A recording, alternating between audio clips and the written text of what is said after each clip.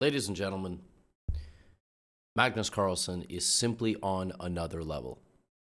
And for this video, I'm not going to make ridiculous over-the-top jokes. I'm not going to do anything too flashy.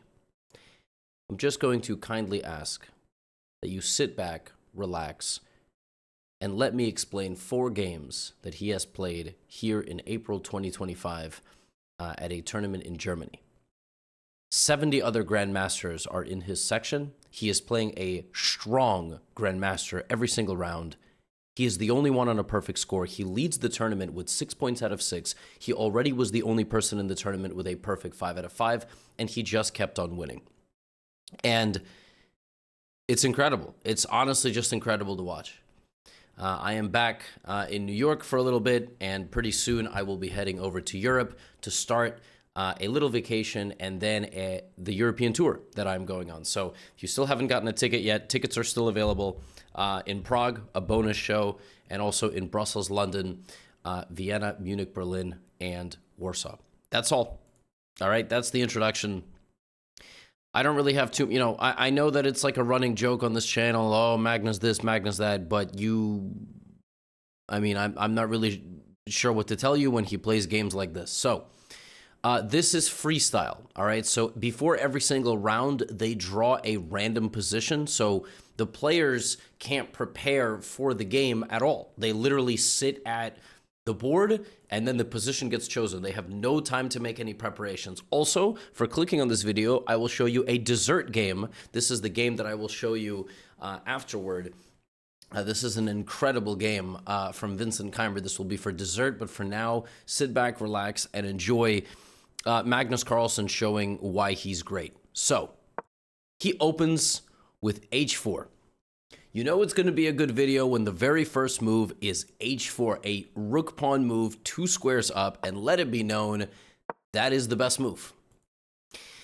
Enough meta has been studied about freestyle chess, about this format where they shuffle the pieces.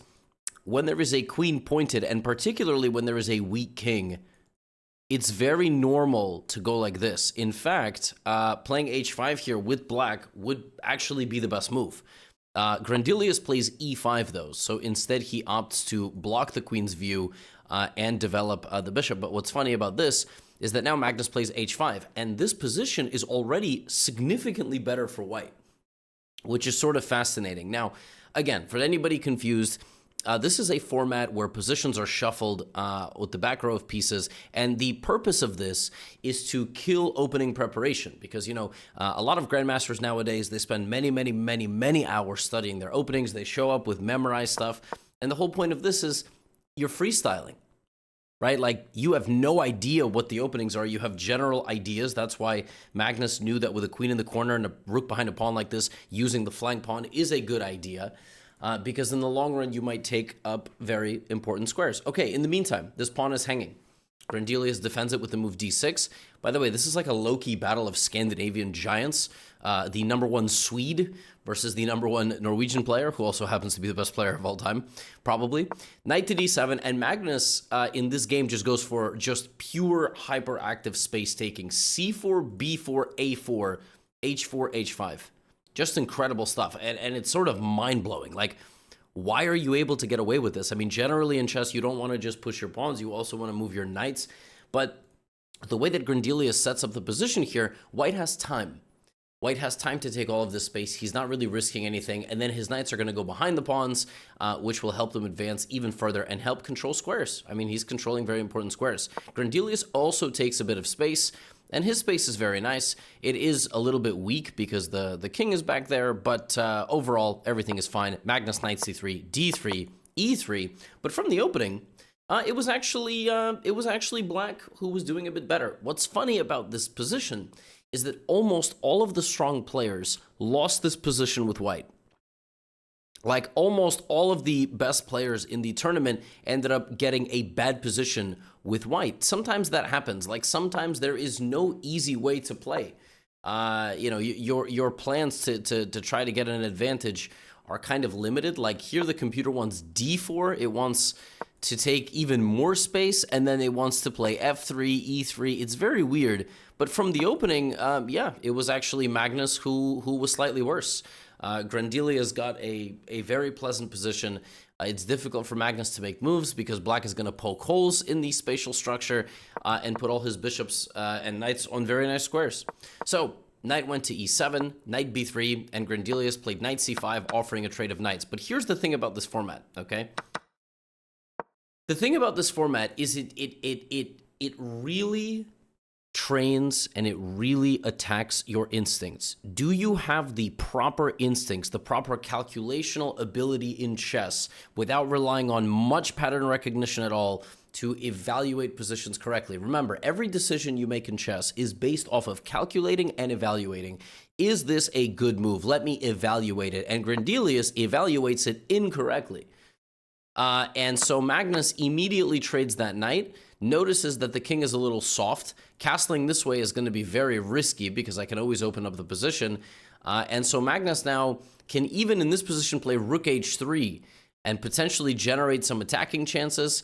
But instead of that, he goes queen d1. And it's just very hard to understand the position for both players, right? Both guys trying to do their best. Rook h4 here, an incredible concept, trying to get the pawn to d4. And Magnus is making moves that make sense to a human, but Stockfish is like, they don't make sense to me. I don't understand these moves. I don't support these moves. But again, we watch chess for the humanity. We do not watch chess really for the engines because, you know, if you put things in perspective, like why do we watch chess at all when a smartphone can beat every single player in this tournament, probably even if 10 of them work together, probably if all of them work together, honestly.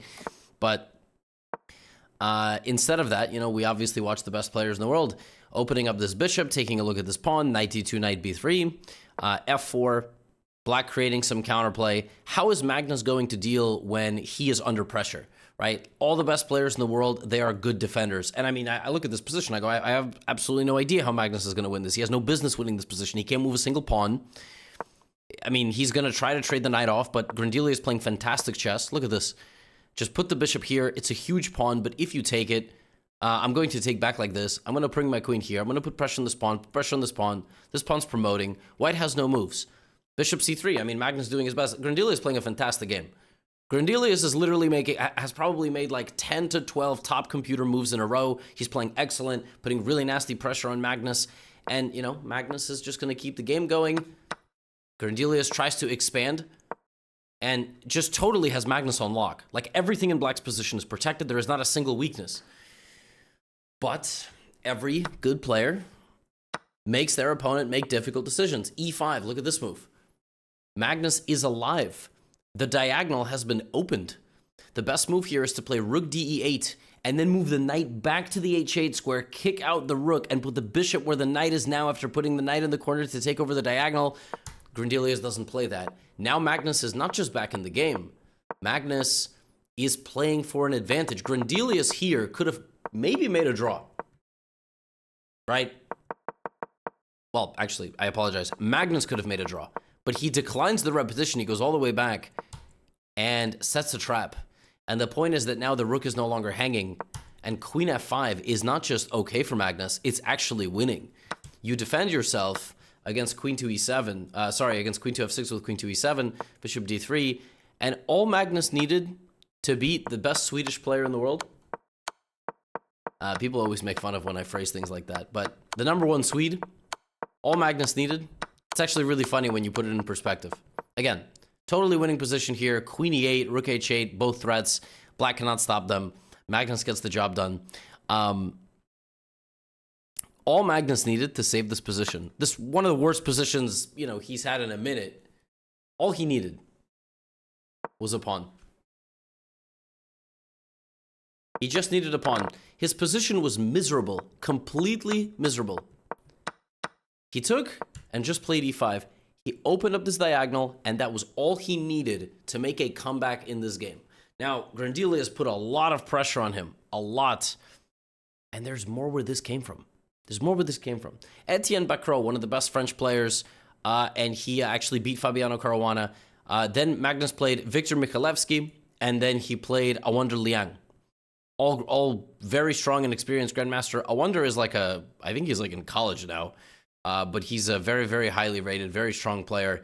Yeah, and Magnus just beats everybody he plays. Like it's nuts. So Bacrot, this position, bishops are here compared to the position that we just saw. The only similarity really is the queen and the knight on the left side of the board. The first game, the king and the rooks were over here, and in this game, they are in the middle. So to castle queenside, you could actually do it on the second move, or even first move, and that's what Magnus does. He literally castles the king on the second move of the game. Sometimes castling early is bad.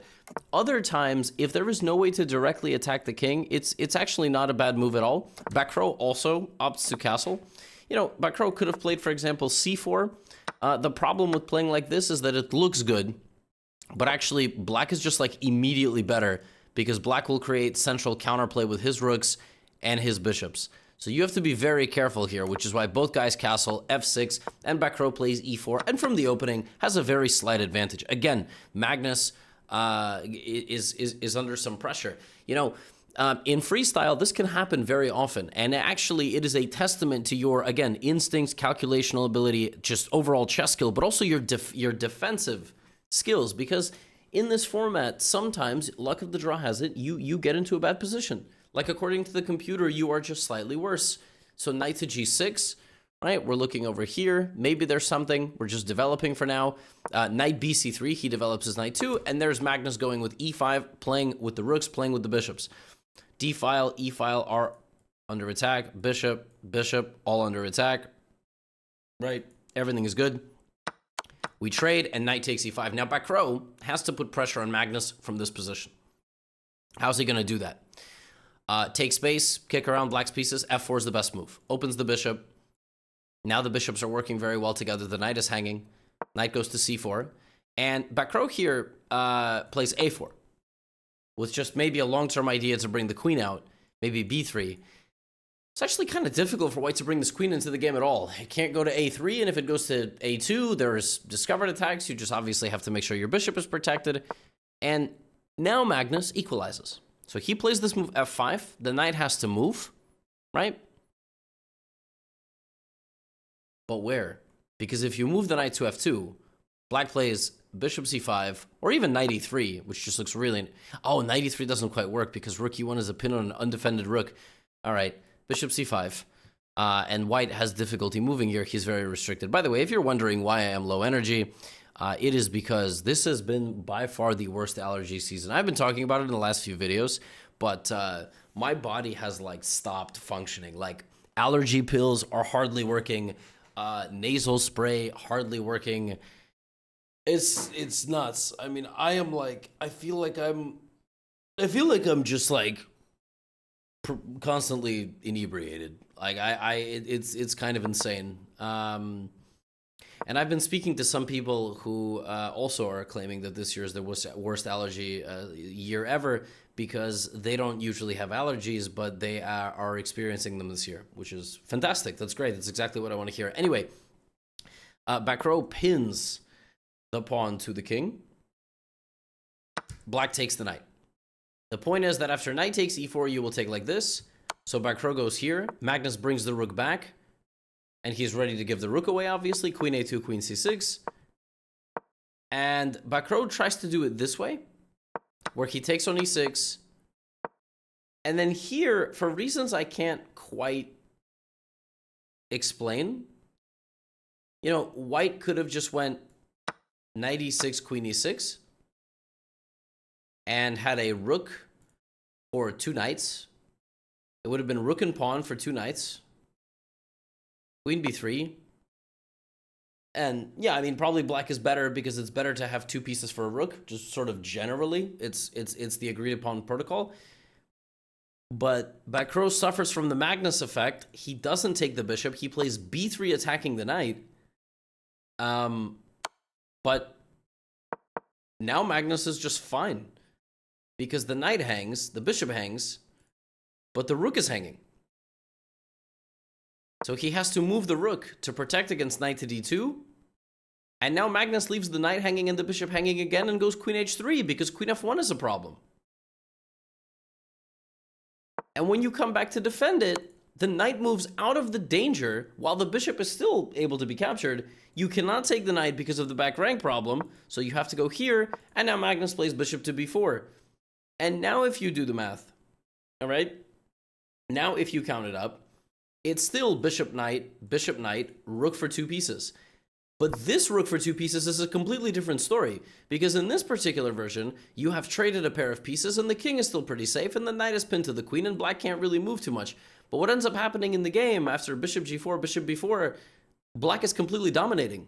Completely dominating. The knight takes away squares, the queen is stuck, the bishop is defending everything, the queen is threatening.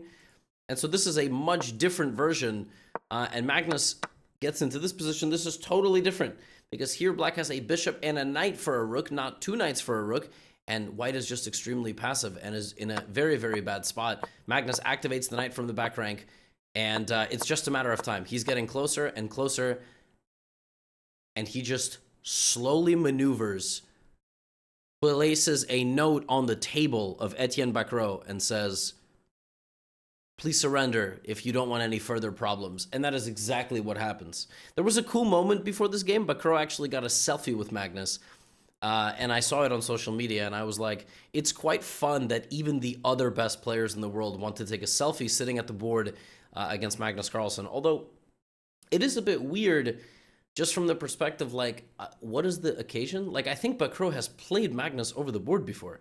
So that's what I don't know. Maybe he hasn't, or maybe this was just a historic event. It was the first ever, big freestyle chess open.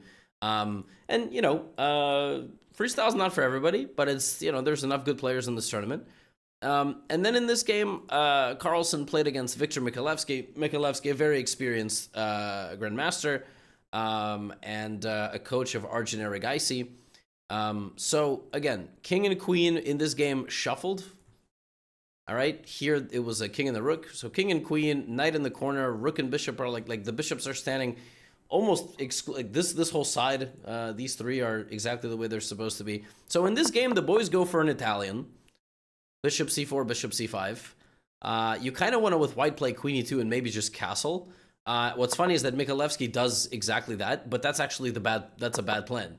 And in this format, it's sometimes okay to return to things that look okay, but it's also frequently not okay to return to things that look okay. Like, it's not a good idea. And it might have even been better for black to play something like knight g6. He goes queen e7. Magnus obviously develops the knight. c6 played, and now d6. All of this has been seen before, and it's just a matter of time before the position looks relatively normal. But this f5 square is going to be a real problem for black, and also for white. It's going to be the move where the knight is going to jump in. It's going to cause coordination problems. Magnus plays bishop e3 because he wants to trade. And honestly, he might even take with the pawn. Like, taking with the pawn is not a terrible move, but obviously taking with the queen, castling, and then going for f4, putting the rooks here, and just starting an attack is like a very natural way to play the position. You also have to keep in mind white has developed 4 pieces. Black has only developed 1 piece, right? And this happens. 1 piece, by the way. Shout out to the anime fans. This sometimes happens. Like, we just saw a game where it was actually white who was under some pressure, but we just saw a game where Magnus was under some pressure with the black pieces. It happens.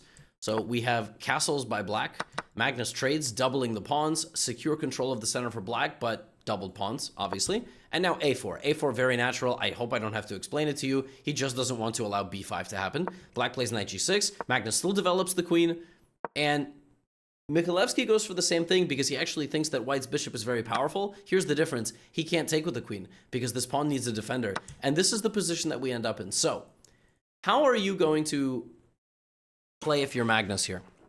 You're playing against 2 sets of doubled pawns. One of those sets of doubled pawns is isolated. So in the long run, it's going to really suck. But you are doing a very nice job controlling, right? Everything is kind of nice here. It would be great if you could land some knights, double up on the file. So what does Magnus do? First, he plays f3. This is always just a useful move. Defending the center, maybe you're going to move the queen. It's a general improving move. Black develops a knight. Now we undevelop our knight. Maybe our knight is going to go to d2 and to c4. Maybe it's going to go to d2 and to b3. Maybe we're going to build up with g, h, f, etc. Maybe we'll drop back to e2. Black is going to look for counterplay like this. Black is going to look to try to get a knight to d4, although that's going to be really difficult because to get to d4, you have to come from f5, e6, c6, b5, and you can't get to any of those squares. So c4. There it is, counterplay being created. A pawn has been sacrificed. Mikhalevski can now decide between queen b4, rook d8. He goes for this, and Magnus just blocks. And now we see that creating the counterplay by sacrificing the pawn might have been a little bit too too quick. Although, I gotta tell you, if you don't do that, if you just play rook d8, white is gonna go knight d2, you'll never put anything on c4, and then if I can put my own knight on c4, this is just a basically perfect positional domination, and white will then spend the rest of the game trying to break black's position apart. So, instead of that, Magnus is very passive, but he's a pawn up. So we've already seen him play defense in positions where it's equal and his position is worse. We're gonna have to see positions where he, you know, plays and is better. Knight c5 from Mikhalevski, g3, an improving move, maybe advancing with the pawns, controlling the knight, rook d1, rook d8, and rook a3. And it's kind of like unstoppable force meets immovable object. Black has an unstoppable force, queen, knight, doubled rooks, you know, plays a5, total control here. How will Magnus get out of this? All he needed against Grandelius was a pawn. He just needed a pawn to open up the position and give him some breathing room. Now he initiates a trade, a very big trade. Mikhalevski miscalculates here a little bit, or misevaluates the position. He could have taken with the knight, and then after rook b3, queen c4, it's actually not so bad. The position's really not that terrible. I'm not sure what he wasn't a fan of here. Maybe he thought that there was like rook takes b7, but that actually just doesn't work because there's queen f1 at the end. I don't know. I'm not sure what he miscalculated. Maybe he took a look at c takes b3, but this is actually terrible. I don't know why you would move the rook there and then lock it up. So yeah, knight b3, obviously something had been calculated, maybe something like queen e1 with ideas to attack all of these pawns. After rook d1, knight d1, not easy to find a defensive move, but a4 is hanging. But Mikhalevski sacrifices his queen, and after bc3 hunts the king out over here, but this is just not enough. It looks like maybe Mikhalevski can wall in the king, but no, this is like Magnus going full James Bond. Watch this. c5. And the idea of c5 is c4. Kicking out a window, kicking out another window, and not going this way, right? But going this way. That's pretty awesome. c5 and c4, the double window gambit, and then you just climb out onto the fire escape. Epic stuff. And that's exactly what he does. And black goes here, and now Magnus is up a queen, and there you go. By the way, the king, look at him escaping onto the fire escape, surrounded by pawns, and totally winning position for white now. Of course, we have to go out in style, so Magnus sacrifices the queen for absolutely no reason. Knight goes back to f8, rook e5, Magnus up a million pawns, and literally, by the way, I think he's up like almost a million. And yeah, this is a totally winning position. We also go out in style at the end, sacrifices the rook, a7. You cannot stop promotion. Magnus gets another very, very nice win. Yeah, so just complete dominance. And on top of that, I have another game. Like it's a game he played just a few hours before I recorded this video. He just keeps winning. And like I said, you have a game for dessert. I'm going to show you that game. That's an amazing game. This is a Wonder Liang. He's a strong young junior player. Doesn't play that much anymore. Also, I think he attends university. I think he attends like University of Chicago. And unfortunately, it didn't help him get a good position because after 6 moves, he set up a wrong structure. Well, we spoiled it there a little bit, but he set up a wrong structure and it only got worse from there. H3, you know, Magnus just broke apart the center. You see how there is overlap in motifs in this format? Like, look, you see the Bacrot position, and now you see this a wonder position, right? And, you know, a wonder set up this barrier in the center, but it just doesn't work. And Magnus is able to chop it all down. White can't take with the rook because he would lose the center pawn, so he has to take with the king. But when your king is in the center like this, and my queen is going to be faster to the party, yeah, Magnus just carves it up here. Watch, rook d8, knight c4, rook d5. He's just going to win a pawn.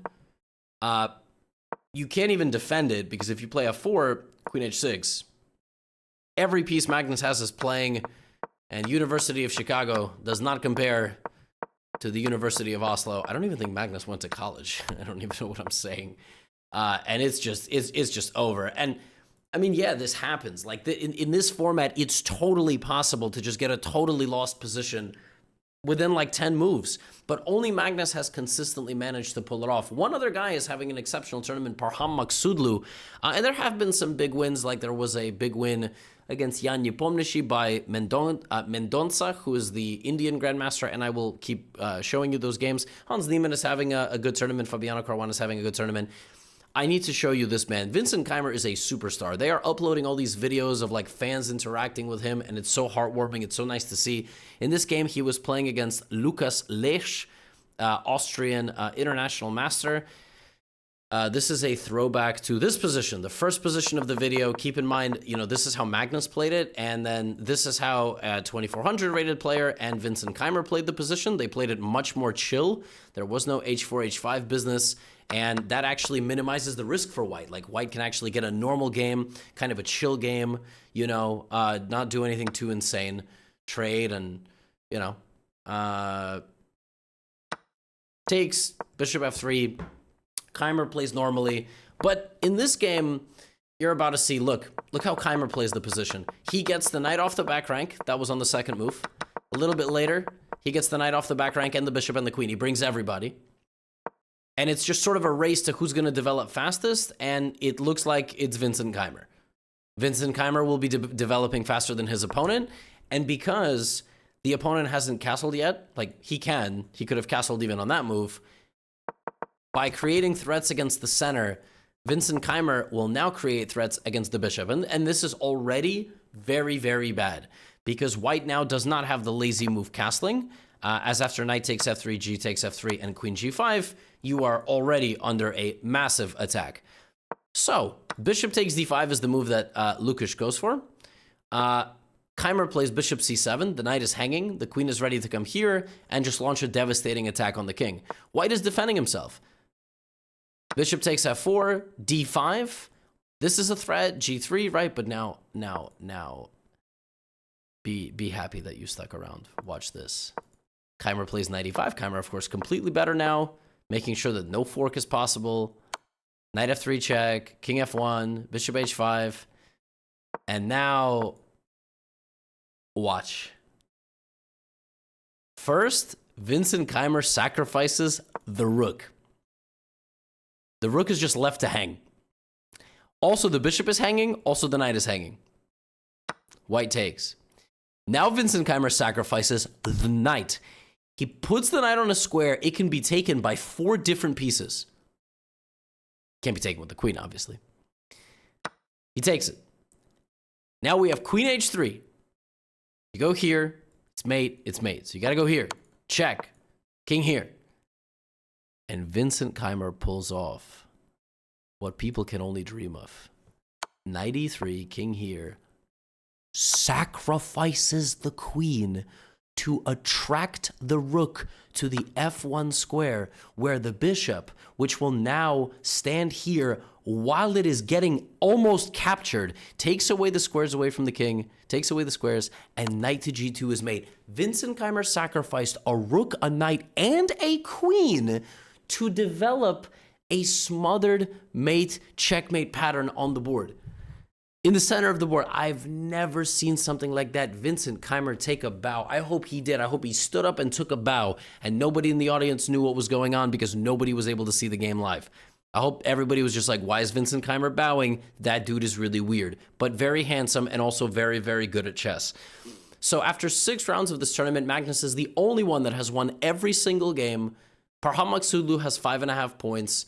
I will keep you updated on all the big matchups moving forward. And it's just like nuts. Like, he just wins every game against everyone all the time. I mean, I really wonder what it's like. That's all I have for you today.